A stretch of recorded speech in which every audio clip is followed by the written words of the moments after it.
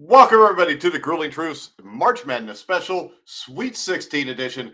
Tonight, we're going to look at the best game, I think, the best matchup for Thursday night, which is the Gonzaga Bulldogs against the UCLA Bruins. The UCLA Bruins are favored by 1.5.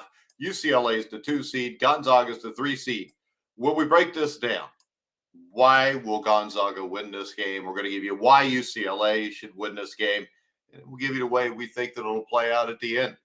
Now, I think this might not be the Gonzaga of the past several years, but it still scores a ton of points. It's still dangerous. It's still able to go on scoring burst. And it's still Gonzaga.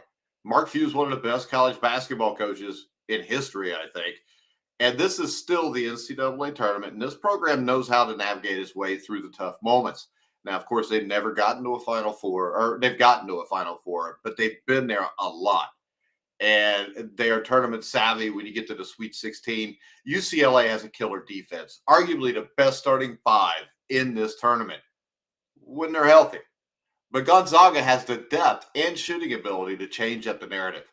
Northwestern didn't have the offense or versatility to push through the Bruins defense.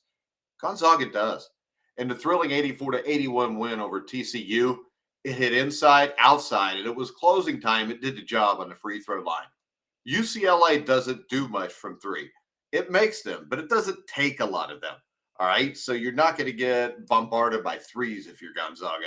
And it's about to have a hard time inside against the Bulldog size. The Bulldog size is something UCLA has not faced much this year.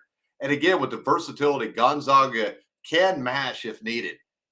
And it can get on the run, and it can keep up any sort of back and forth fight. Gonzaga is completely loaded and loaded for bear when they play UCLA. But the problem when you play UCLA is this.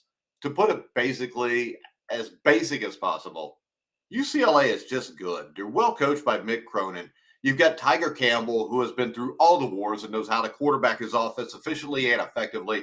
You got Jaime Jaquez, who is a lock for 20 points every time out. And there's enough beef up front to get physical on the boards. And once again, this team is just good. UCLA can play. They lose players. They don't miss a beat. And it ran out of steam in the Pac-12 championship game against Arizona, but it also played like it knew it had bigger fish to fry, because it did. Now, there's only been one blip since that game. Since January, they've gone 14-1. The one blip, the conference championship loss to Arizona. Hell, Arizona's already out. Most times, it's not a great thing to win your conference tournament. Now, UCLA has been able to overcome poor shooting days on the road and withstood a few offensive barrages, and yet it still can clamp down defensively despite the lack of help from the bench. This is a team that, their starting five is basically what you've got. And it's not going to keep Gonzaga to the 60 points it allows per game, but it's not going to turn the ball over and lead to easy baskets, which would end this game quickly. So what's going to happen? Who's going to win this game? UCLA is favored by 1.5. And we're not going to get the same excitement, I don't think, for the Jalen Suggs half-court shot like we did in 2021.